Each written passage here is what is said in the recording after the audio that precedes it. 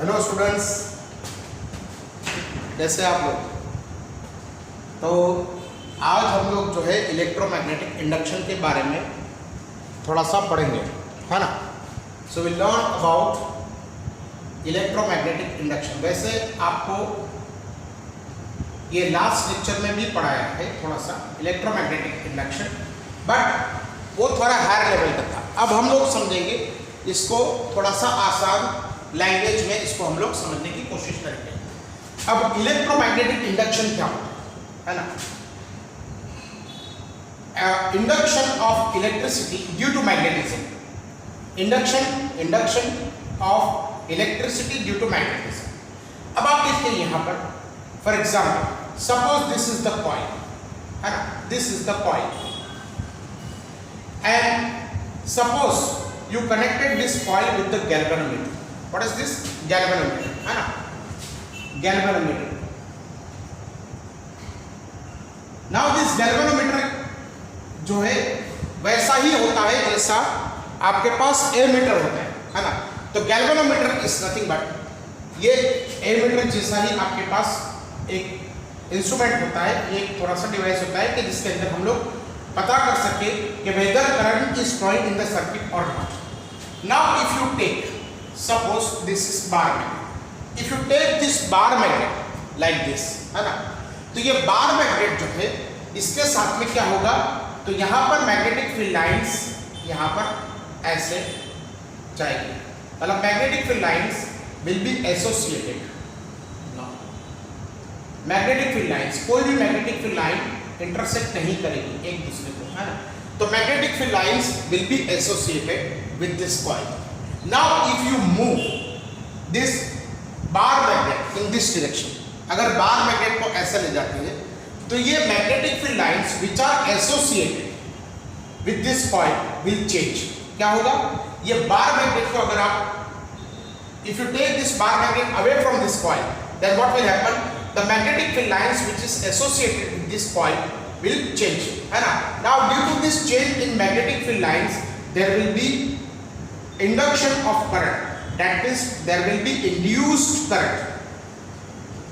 क्या होगा बेटा, यहाँ पर करंट का इंडक्शन होगा या तो इंड्यूस करंट जो है आपको मिलेगा।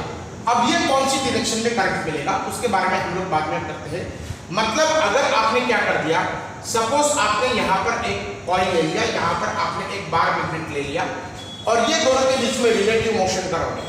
जैसे कॉइल को आपने स्टेशनरी रख दिया और बार मैग्नेट को आपने मोशन करा दिया, या तो फिर जो है बार मैग्नेट को स्टेशनरी करके कॉइल को मोशन करा दिया, या दोनों को मोशन कराया, तो क्या होगा, इसमें करंट इंड्यूस होगा।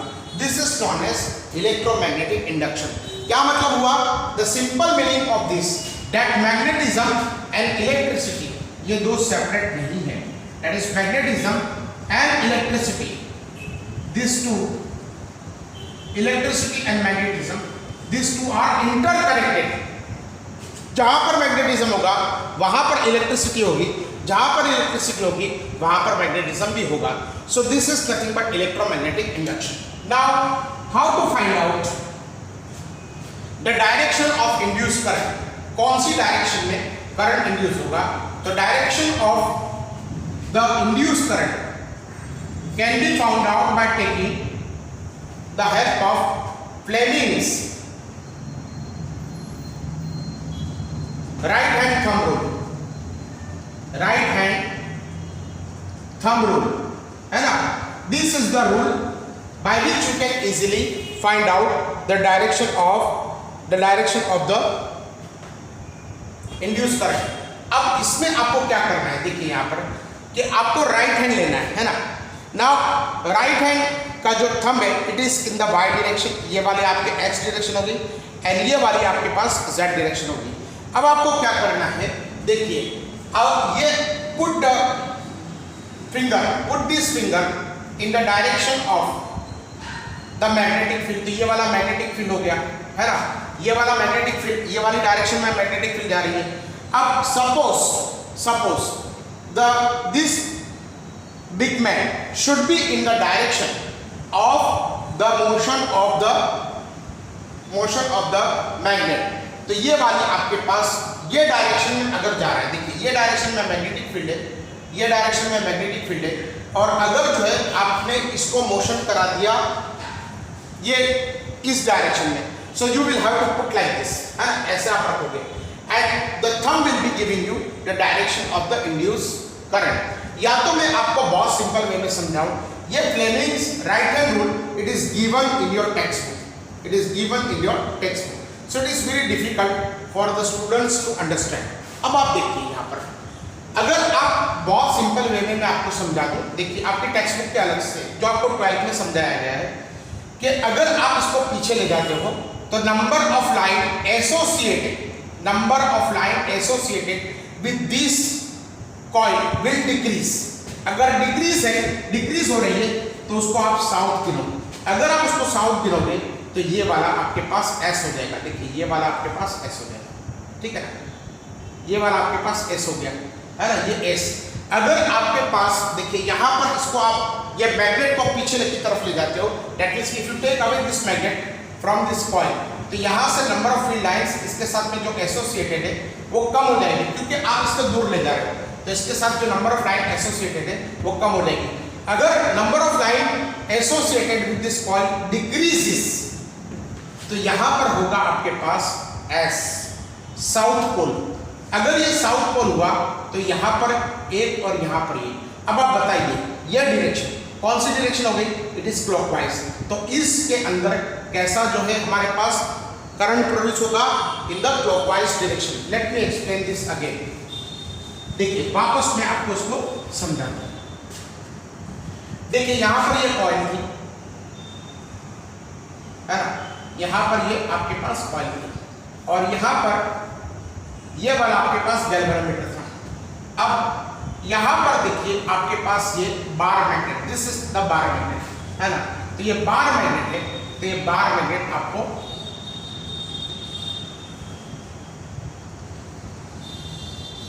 number of field lines are like this.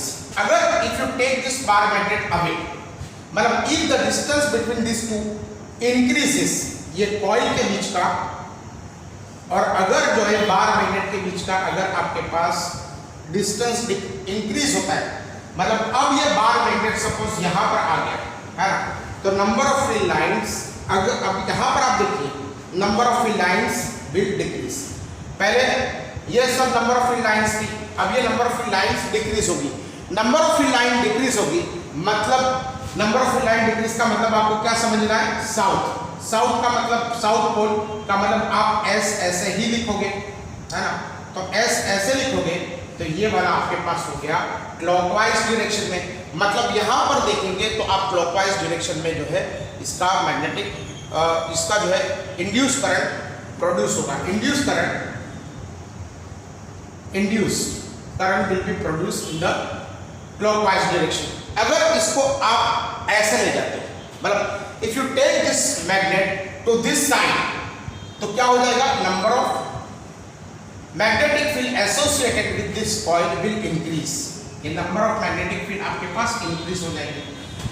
अगर number of magnetic field increase हुई तो ये वाला नॉर्थ पोल हो जाएगा, और नॉर्थ को आप कैसे लिखते हो, एन को आप ऐसे लिखते हो, मतलब ये डायरेक्शन कौन सी हो गई, this is nothing but this is the direction of we can say anti clockwise, क्योंकि ये डायरेक्शन जा रही है, देखिए ये डायरेक्शन में करंट चल रहा है, तो ये आप एरो देखिए, ये एरो देखिए, तो this arrow shows the anti clockwise direction. तो यहाँ पर जो करंट चल रहा है वो एंटी क्लॉकवाइज डायरेक्शन में।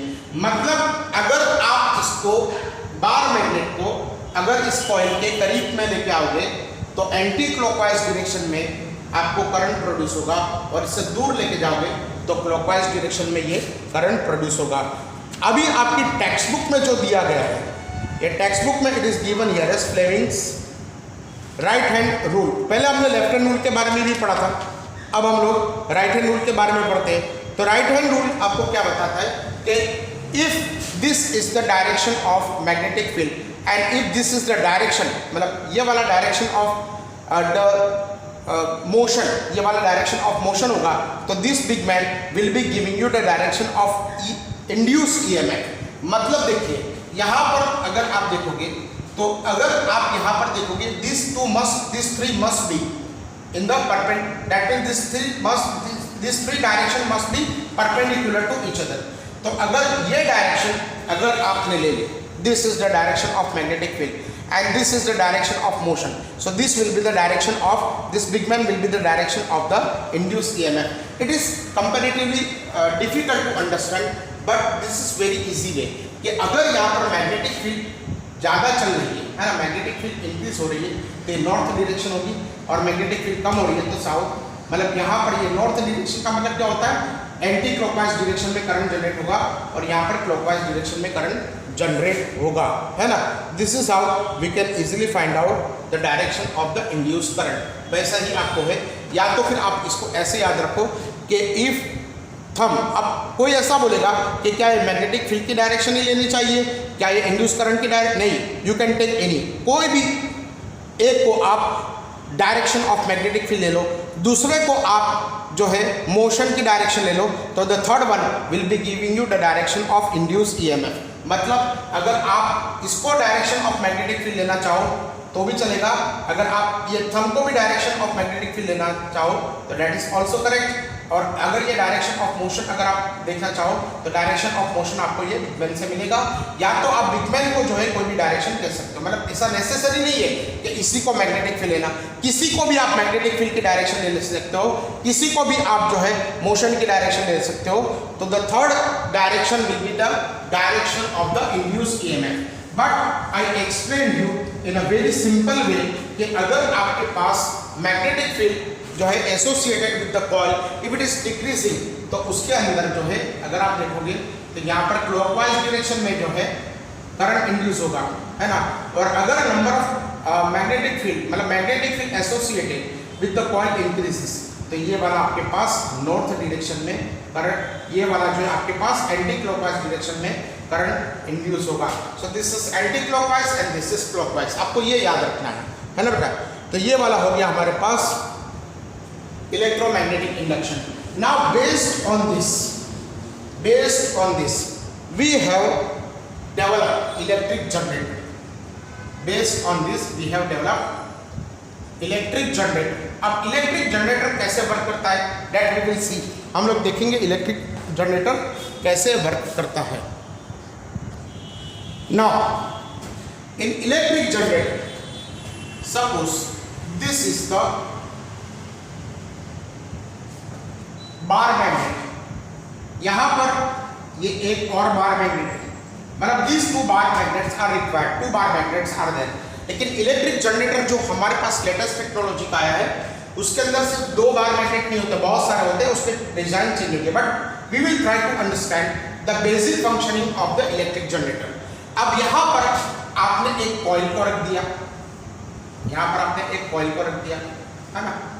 अब यहाँ पर ये कॉइल को रख दिया, now there is a provision, यहाँ पर प्रोविजन होगा so that you can rotate this coil. यहाँ पर आपके पास एक एक्सल लगा हुआ होगा, आपकी लेबोरेटरी में भी होगा, छोटा सा जनरेटर आपकी लेबोरेटरी में भी होगा, या तो आप यूट्यूब पे भी उसको देख सकते हो इलेक्ट्रिक जनरेटर कैसे वर्क करता है ना। तो ये वाला जो है इससे आप इसको रोटेशनल मोशन दे सकते हो। Suppose this is A B C and D, है ना।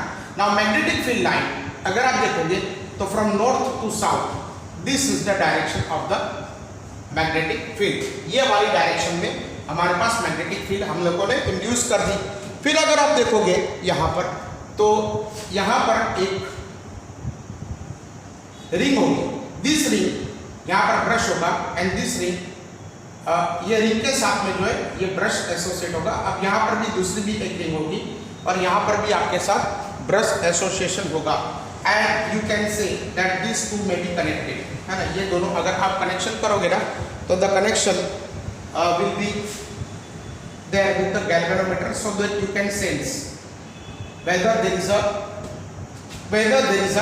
करंट और नॉट, है ना। एक गैल्वेनोमीटर हम लोगों ने किसलिए रखा है ताकि हमको पता चले कि यहाँ पर करंट आ रहा है या नहीं आ रहा है। अब देखिए ये वाली हमारे पास सिंपल डायग्राम हो गया जिसकी वजह से हम लोग basic functioning of electric generator हम लोग कर सकते हैं। देखिए इलेक्ट्रिक जनरेटर जो है इसका बेसिक डायग्राम है, अगर आप अभी के जनरेटर देखोगे ना तो इससे काफी डिफरेंट होंगे। नंबर ऑफ कॉइल जो हम लोगों ने वन लिया है ना, तो number of coils in the present generator are in number of thousands, मतलब यहाँ पर नंबर ऑफ कॉइल्स थाउजेंड्स में होंगी, लाख्स में होगी, कितने कितने जनरेटर में। अब देखिए यहाँ पर क्या होगा, तो यहाँ पर देखिए ये मैग्नेटिक फील्ड है, ये वाली कॉइल है। Now if you rotate this coil, है ना, तो ये वाली मैग्नेटिक फील्ड, ये वाली मैग्नेटिक फील्ड है। अब आप इसको कौन से डायरेक्शन में घुमा रहे हो, मतलब ये वाली बी है, इसको आप अंदर की तरफ ले जा रहे हो, मतलब सॉरी, इसको आप बाहर की तरफ ला रहे हो, इसको आप ऐसे घुमा रहे हो, ऐसे, है ना, it is in this direction. तो यहां से आपने ऐसे घुमाया, तो यहां पर क्या होगा, this wire will be coming outside, तो ये वाला आपके पास मैग्नेटिक फील्ड हो गया। ये वाली this direction of the thumb will be the direction of motion, because this B है, ये बाहर की तरफ आएगा, तो ये वाली डायरेक्शन होगी आपके पास मैग्नेटिक फील्ड की डायरेक्शन, ये वाली डायरेक्शन होगी आपके पास मोशन की direction. So this direction will be the direction of induce current, तो यहाँ पर करंट इंड्यूस होगा, ऐसे, है ना, यहाँ पर करंट इंड्यूस होगा। अब यहाँ पर जैसा वैसे मैंने इसके पहले भी बताया था कि अगर यहाँ पर फील्ड लाइंस, अगर आप देखोगे this field lines is in the same direction, देखिए यहाँ पर BC जो है ना, ये वाली, इसके अंदर कोई करंट जनरेट नहीं होगा। जनरेट कहाँ पर होगा, ये BA और CD में ही करंट जनरेट होगा, है ना। इसकी क्या रीजन है, that reason you will learn in 12th standard, कि ये वाला जो फॉर्मूला है that is F bar is equal to I L bar cross B bar, ये आप जो है 12th में पढ़ोगे, है ना। बहुत मजा आने वाला है कि क्यों यहाँ पर ये जनरेट नहीं होता, मतलब BC में कोई करंट जनरेट नहीं होगा। अब CD की बात देखिए, अब BA जो है बाहर की तरफ आ रहा है, तो CD will be moving inside. अगर इनसाइड मूव कर रहा है तो ये वाली जो है डायरेक्शन देखिए, यहाँ पर अगर this is the direction of the magnetic field, है ना, एंड दिस इज द, ये थंब जो है इट इज द डायरेक्शन, देखिए ये डायरेक्शन आपके पास मैग्नेटिक फील्ड की है, ये वाली डायरेक्शन, और ये थंब जो अंदर की तरफ जा रहा है, this is the direction of the motion. तो यहाँ पर जो करंट इंड्यूस होगा that will be in the downward direction, तो ये वाला करंट आपको यहाँ पर ऐसे मिलेगा, मतलब यहाँ से करंट जाएगा, यहाँ पर भी इंड्यूस होगा, यहाँ पर भी करंट चलेगा, यहाँ पर भी करंट चलेगा, सो दोनों करंट मिलके आपको यहाँ पर इस सर्किट में ये करंट देंगे। So this is how the electric generator works. उसके अंदर क्या होता है, इलेक्ट्रिक जनरेटर के अंदर there are two strong magnets are there, and between the magnetic field of this two strong magnet you can put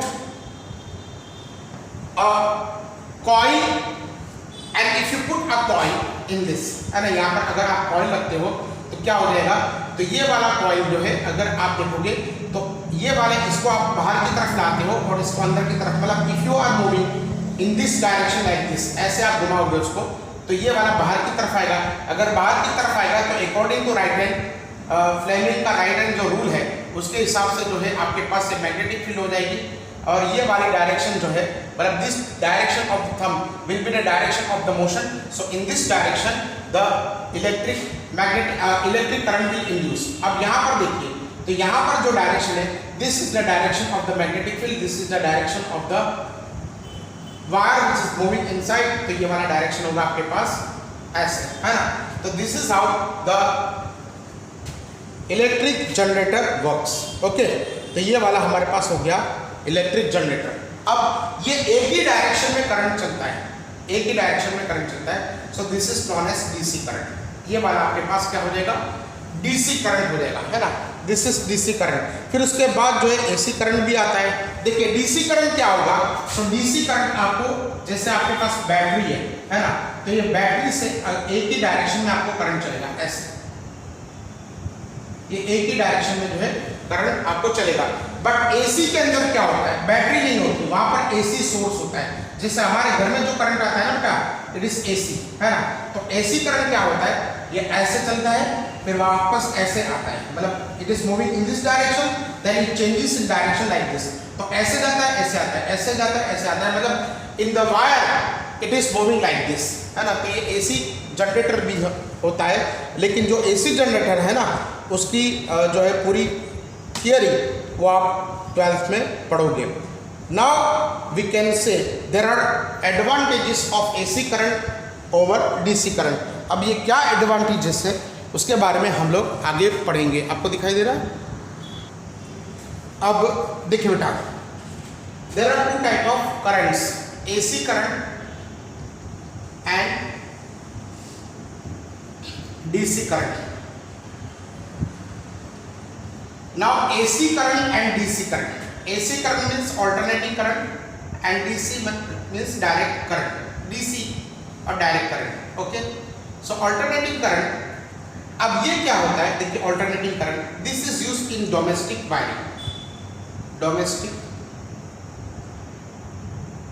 uses है ना. हमारे घर में जो आता है ना वो AC करंट आता है. अब देखिए AC करंट में क्या होता है कि the current is flowing in this direction, मतलब ऐसे जाता है, फिर वापस उसी बार में उल्टा चलता है, ऐसे चलता है, ऐसे चलता है ना. तो अगर ये पूरा गया वापस आया, इसको हम लोग एक साइकिल कहते हैं. अगर आप इसको ऐसे देखोगे ग्राफ के फॉर्म में तो ये करंट होगा वर्सेस टाइम होगा. तो पहले जो है ये पूरा पिक पे पहुंच जाता है, फिर बाद में जीरो पे पहुंचता है, फिर बाद में ऑपोजिट डायरेक्शन में पिक पे पहुंचता है और ये पूरा जीरो हो जाता है. This is known as complete cycle of AC current. DC current में ऐसा नहीं होता. डीसी करंट में जो करंट है, मतलब यहाँ पर आपने बैटरी को कनेक्ट कर दिया है ना, तो battery always gives you the DC current. जैसे मोबाइल फोन में जो बैटरी होती है ना वो डायरेक्ट करंट ही देती है, लेकिन हम लोग जो है क्या करते हैं, उसको चार्ज जब बैटरी को करते हैं ना तो हम लोग उसको एसी करंट देते हैं. तो अडाप्टर में से जो है वो बैटरी के अंदर जो है अगर आप देखोगे यहाँ पर तो उसके अंदर डायरेक्ट करंट होके जाता है. तो बैटरी जो है एक ही डायरेक्शन में करंट को चलाती है और एक ही डायरेक्शन में करंट चलाती है, तो करंट की वैल्यू नहीं चेंज होती, मतलब करंट की वैल्यू जो है it remains the same. While in AC current ये करंट क्या होगा, पहले चलेगा एकदम फास्ट होगा, फिर धीरा होगा, बंद होगा, फिर ऑपोजिट डायरेक्शन में चलेगा, फास्ट होगा, फिर धीरा होगा, बंद होगा. अंडरस्टूड. मतलब यहाँ पर उसने करंट को चला, यहाँ से करंट चला तो यहाँ पर एकदम फास्ट हो जाएगा, फिर यहाँ पर आके बंद हो जाएगा, फिर ऑपोजिट डायरेक्शन में चलेगा, ऐसे चलेगा, फिर वापस ऐसे आएगा. सो this is how AC current works. अब ये पूरा एक साइकिल होता है ना, एक साइकिल होता है. और द फ्रीक्वेंसी, मतलब frequency is nothing but it is number of cycles in 1 second. What is frequency? Frequency of current is number of cycles in 1 second, in 1 second है ना. तो ये वाला फ्रीक्वेंसी हो गया. अब फ्रीक्वेंसी इंडिया में कितनी होती है मालूम है आपको? 50 हर्ट्ज. और वोल्टेज कितना आता है एसी? 230 वोल्ट. 50 हर्ट्ज का मतलब क्या हुआ? 50 साइकिल इन 1 सेकंड, मतलब एक सेकंड में वो 50 टाइम्स साइकिल कंप्लीट करेगा. मतलब अगर आप देखोगे तो ये एक डायरेक्शन हुई और ये दूसरी डायरेक्शन हुई, मतलब एक डायरेक्शन और दूसरी direction. This is one direction and this is second direction. So in one cycle there are 2 direction. तो अगर 50 हर्ट्ज है तो एक सेकंड में 50 into 2 अगर आप करोगे यहाँ पर तो यहाँ पर F is equal to 50 into 2, ये वाला हो गया 100 टाइम्स. तो ये वाला हो गया, देखिए यहाँ पर ये डायरेक्शन हो गई, one direction and this is second direction है ना. तो एक साइकिल में वो 2 डायरेक्शन अगर करता है तो 50 सेकंड के अंदर वो 100 टाइम्स अपनी डायरेक्शन को बदलता है. मतलब यहाँ पर सॉरी 1 सेकंड के अंदर 50 हर्ट्ज अगर उसकी यहाँ पर उसकी 50 हर्ट्ज फ्रीक्वेंसी है तो 1 सेकंड के अंदर वो 100 टाइम्स अपनी डायरेक्शन को चेंज करता है. The direction changed by AC current in 1 second is equal to we can say 100 times. 100 times वो अपनी डायरेक्शन को चेंज करता है. Now AC current is much more advantageous than DC current in terms of production as well as transmission है ना. तो advantages of AC है ना, alternating current का हम लोग जो है अगर हम लोग देखेंगे यहाँ पर तो AC के जो एडवांटेजेस क्या है. So first advantages, the production cost of AC, production cost of alternating current is much low है ना. तो यहाँ पर देखिए the production cost is very low. The production cost of alternating current is very low as compared to DC current. And the second and the most important advantage is transmission loss is also low as compared to DC current, है ना। तो DC current के comparison में transmission loss जो है वो बहुत कम होता है। अब ट्रांसमिशन लॉस क्या होगा, ट्रांसमिशन लॉस क्या होगा, तो देखिए आपके पास जो है दुवारण में क्या है बेटा, दुवारण, उसके अंदर पावर स्टेशन है ना, तो पावर स्टेशन दुवारण में है। अब ये दुवारण से आपके बड़ौदा सिटी का डिस्टेंस है अप्रोक्सीमेटली अगर हम लोग गिने तो nearly it is 150 kilometre approximately. I am not telling you the exact distance but approximately it is 150 kilometre. अब हम लोग क्या करेंगे कि सपोज यहाँ से करंट को हम लोगों ने 10 जूल जितनी एनर्जी दे दी, है ना, 10 जूल जितनी एनर्जी सपोज हमको वायर यहाँ पर दुवारण से आपके हाउस तक वायरिंग होता है। आपने देखा होगा रास्तों पे जो है वो पोल्स लगे हुए होते हैं, मतलब इलेक्ट्रिक पोल से, और उस पोल से जो है आपके पास यहाँ पर बिजली जो है ट्रांसमिशन होता है, मतलब पावर स्टेशन से आपके घर की तरफ। अगर आपके घर यहाँ पावर स्टेशन से आपके घर की तरफ डायरेक्ट करंट लाया जाए तो 10 जूल यहाँ पर होकर 0.1 जूल बन जाएगा। मतलब इन अदर वर्ड्स 100 जूल जो है यहाँ से अगर ट्रांसमिट करोगे तो 1 जूल ही आपके पास मिलेगा, क्योंकि दूसरा जो पावर है या दूसरी जो एनर्जी है it is lost in the form of heat energy. यहाँ पर उसको रेजिस्टेंस नड़ेगा। अब ये रेजिस्टेंस की वजह से यहाँ पर क्या होगा, पावर लॉस होगा। ये पावर लॉस जो है डीसी करंट में बहुत ज्यादा होता है, लेकिन एसी करंट में जो है ये power loss is comparatively very very low, है ना, क्योंकि उसको 150 किलोमीटर जितना डिस्टेंस से ट्रैवल नहीं करना पड़ता, उसको तो ऐसे वाइब्रेशन ही करना पड़ता है। तो यहाँ पर वाइब्रेशन अगर इलेक्ट्रॉन्स करेंगे तो उसके पास वाले इलेक्ट्रॉन भी वाइब्रेशन नहीं करते रहेंगे, तो उनको रेजिस्टेंस कंपैरेटिवली कम जो है उनको लगेगा। तो उस वजह से यहाँ पर एसी का जो है transmission loss is very very low. अब इसके दूसरे भी तरीके कि आप ट्रांसमिशन लॉस को कैसे कम कर सकते हो, वो आप पढ़ोगे कि स्टेप अप ट्रांसफार्मर और स्टेप अप और स्टेप डाउन ट्रांसफार्मर्स लगाए जाते हैं। जैसे आपने देखा होगा ना, तो आपके घर के इलेक्ट्रिक पोल के पास, आपका घर जो है उसके इलेक्ट्रिक पोल के पास जो है ट्रांसमिशन लगा होगा, ट्रांसफार्मर लगा होगा। तो ट्रांसफार्मर जब लगा होगा वो स्टेप डाउन होता है ना, और पावर स्टेशन में जो ट्रांसफार्मर लगे हुए थे दैट इज स्टेप अप। तो लेकिन ये आप बाद में पढ़ोगे। But what are advantages of AC? तो production cost is very much low and transmission loss is comparatively very much low as compared to the DC current. And the third one, that most of the electrical devices they work on AC current, है ना। तो सब DC पे भी चलेंगे लेकिन AC पे भी ज़्यादातर जो है हमारे पास जितने भी इलेक्ट्रिकल डिवाइसेस है वो सब जो है चलेंगे। So this is how AC current is more advantageous than DC current. Okay, so these are the advantages of AC current over DC, है ना। अब आप देखोगे यहाँ पर for example, now the next topic which is given in your textbook is domestic electric circuits. तो ये वाला हो गया domestic electric circuits, है ना। तो ये डोमेस्टिक इलेक्ट्रिक सर्किट्स अगर आपको इसको पढ़ना है तो आपको क्या करना पड़ेगा, थोड़ा सा इमेजिनेशन आपको करना पड़ेगा। देखिए सबसे पहले जो अगर डोमेस्टिक इलेक्ट्रिक सर्किट है तो आपको क्या होगा, यहाँ पर इलेक्ट्रिक पोल्स होंगे, है ना। दिस इलेक्ट्रिक पोल्स रोड पे जो होते हैं वहाँ से यहाँ पर ऐसे वायर जाते हुए, उसमें से यहाँ पर एक वायर आपके हाउस में आ जाता है। मतलब आपने देखा होगा यहाँ पर ये वायर जो है यहाँ से 2 वायर आपके घर में लाते हैं, है ना। फिर घर में लाके यहाँ पर जो है आपके पास इलेक्ट्रिकल मीटर होता है, मतलब this is nothing but this is electric meter, जो मीटर से आपको हर महीने या हर 2 महीने में इलेक्ट्रिक बिल आता है। फिर यहाँ से आपको फ्यूज में ले जाया जाता है, मतलब देयर इज मेन फ्यूज, और फिर मेन फ्यूज से जो है यहाँ पर ये वायरिंग ले जाया जाता है आपके जितने भी रूम से, उस रूम्स के अंदर जो है आपको यहाँ पर कनेक्शन दिए जाते हैं, है ना। सो this is how the domestic circuit is that. इसके बारे में हम लोग अभी अच्छा सा जो है हम लोग डायग्राम ड्रॉ करेंगे।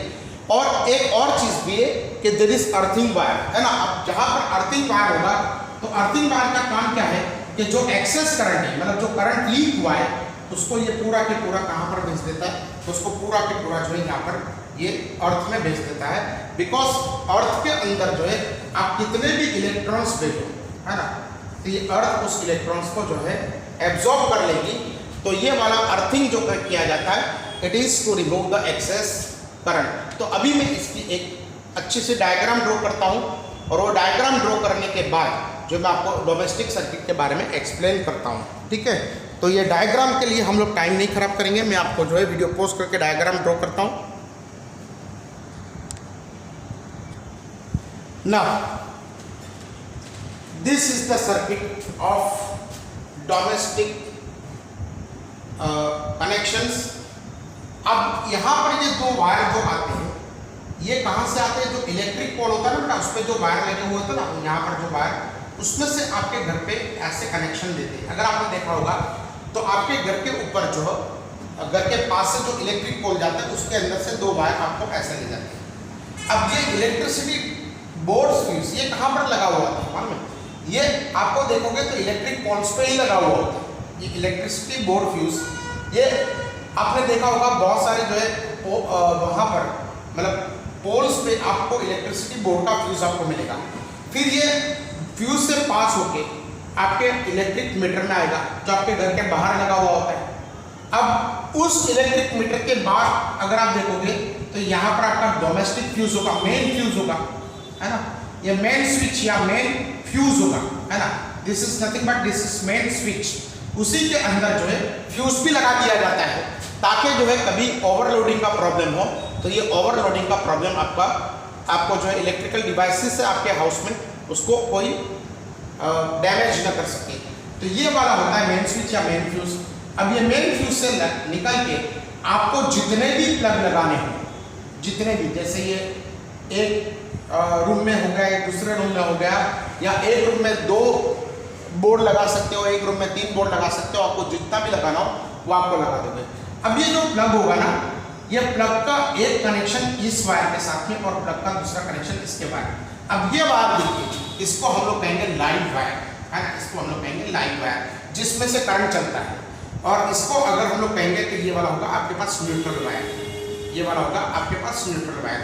अब आपको पहचानना कैसे? तो अगर आपके पास वो